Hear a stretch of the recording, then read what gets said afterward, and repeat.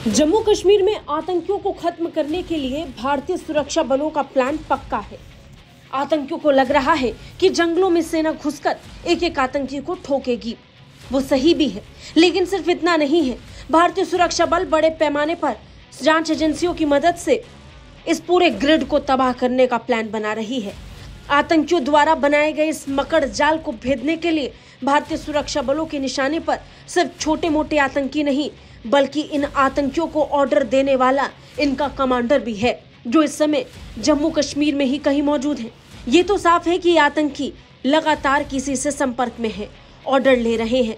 ये भी मुश्किल है कि वो सीधा पाकिस्तान से ही संपर्क कर रहे हो।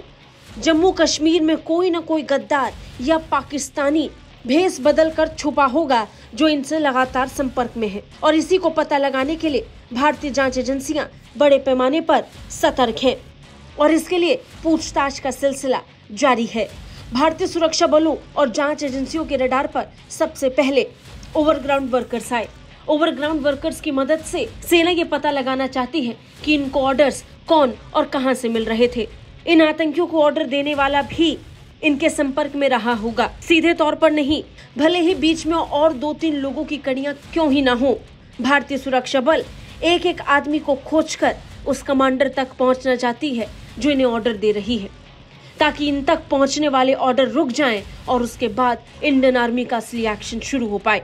इसके लिए 2 ओवरग्राउंड वर्कर्स सेना के हत्थे भी चढ़े हैं, उनसे पूछताछ हो रही है।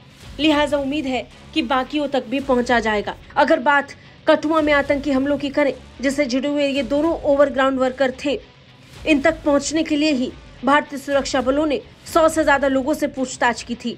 इस पूछताछ के आधार पर ही दोनों ओवरग्राउंड वर्कर्स का पता चला था और इन्हें पकड़कर भारतीय सुरक्षा बल अब बड़ी जानकारियों तक पहुंचने की कोशिशों में जुटी है।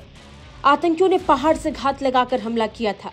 ये पहले ही साफ था कि इनके लिए घात लगाकर हमला करना इतना आसान नहीं था, क्योंकि आतंकी भारी थे। इन्हें सेना की मूवमेंट के बारे में भी ज्यादा जानकारी नहीं रही होगी।